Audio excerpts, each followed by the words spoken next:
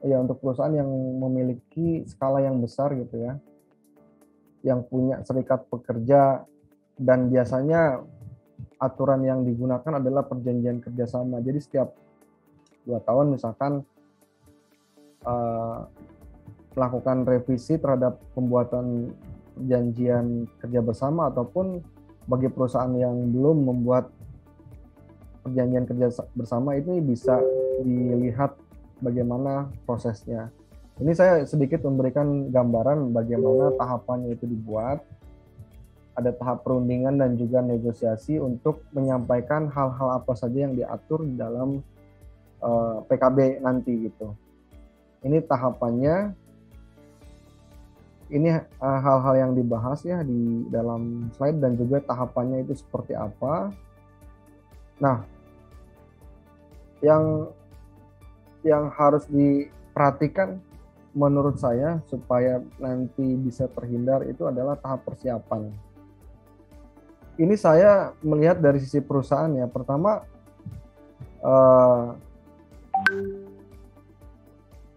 ini kenapa penting, karena yang akan jadi negosiatornya itu kan biasanya perwakilan perusahaan, di mana perwakilan perusahaan ini adalah pekerja juga. Dan yang dihadapinya adalah serikat pekerja. Nah, tentunya dalam tahap persiapan ini perlu sangat diperhatikan nih posisi negosiator dari si perusahaan. Dia harus mampu mewakili bahwa dia ya memang mewakili perusahaan walaupun memang dasarnya dia pekerja. Jadi itu harus dipahami dulu sebenarnya. Nah, hal yang paling sulit sebenarnya adalah bagaimana kita menegosiasikan dan bertindak atas nama orang lain. Apakah kepentingan orang lain itu bisa diwakili atau tidak?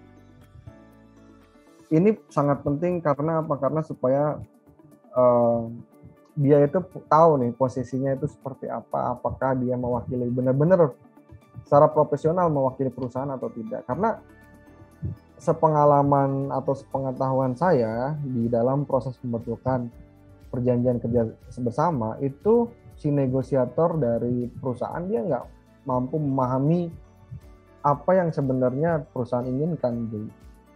Karena dia terjebak dalam pemikiran bahwa dia juga pekerja. Hal yang disampaikan oleh perusahaan itu ya akan menyangkut dirinya sebagai pekerja, bukan sebagai wakil perusahaan.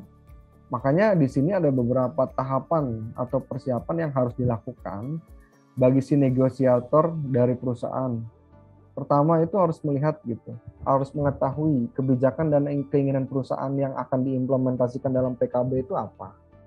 Kedua, pengumpulan informasi yang untuk mengetahui apa yang dipikirkan juga yang diinginkan oleh si pekerja itu apa. Kumpulkan fakta-fakta untuk didiskusikan dan kemungkinan pilihan yang bisa dicapai. Kemudian pilih juga perwakilan yang mungkin bisa memahami tempat kerja.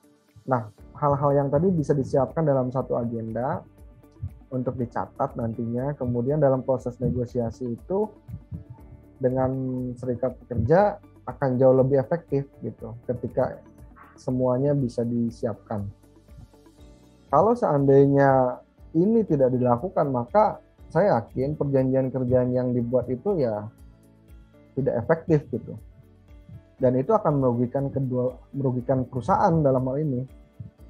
Dan juga bisa saja sebaliknya bisa merugikan juga tenaga kerja kalau memang tidak memahami gitu.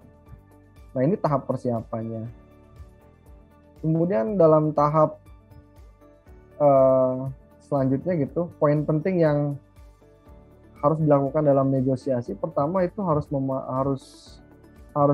mempelajari kekuatan dan kelemahan masing-masing nih. Karena gini, kalau kita berada di posisi perusahaan, biasanya perusahaan ingin menerapkan hal-hal yang menguntungkan bagi dirinya. Sama di pekerja juga. Makanya harus mengukur kelemahan dan juga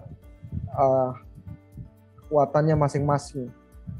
Kemudian bagi si negosiator itu harus memahami bahwa isi PKB atau klausul yang nanti akan dituangkan di dalam perjanjian kerja bersama itu tidak boleh bertentangan dengan undang-undang.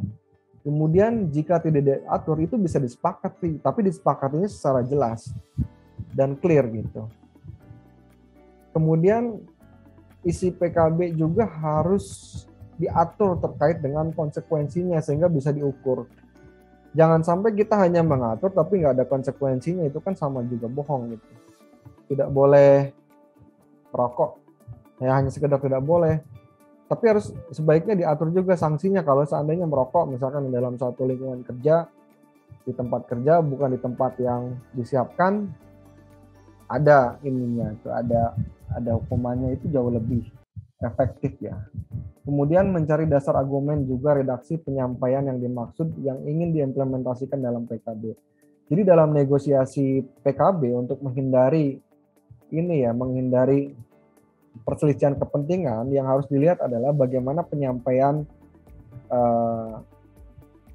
redaksi yang supaya bisa diterima. Karena negosiasi itu kan terkait dengan seni merayu ya, merayu seseorang supaya mau dengan keinginan kita. Contoh, perusahaan ingin menerapkan kebijakan misalkan 6 hari kerja, yang saat ini berlaku adalah 5 hari kerja. Nah, tujuan sebenarnya dari perusahaan adalah untuk melakukan efektivitas ataupun mengurangi fixed cost ya. Jadi kalau misalkan ada yang masuk hari Sabtu itu masuknya lembur. Nah, untuk menghilangkan fixed cost ini, apakah si negosiator itu harus menyampaikan seperti itu kepada serikat pekerja? Ya kalau misalkan disampaikan seperti itu, ya, tentu kemungkinan akan ditolaknya itu jauh lebih besar. Tapi harus dicari di sini formulasi redaksi yang mungkin bisa diterima.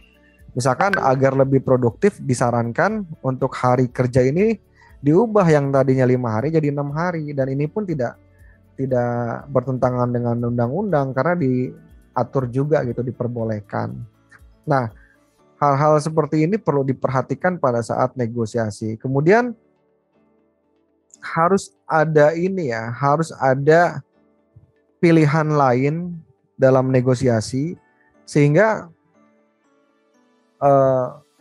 negosiasi itu tidak berhenti dalam satu titik ketika terjadi perbedaan pendapat. Harus ada tawar-menawar yang baik gitu.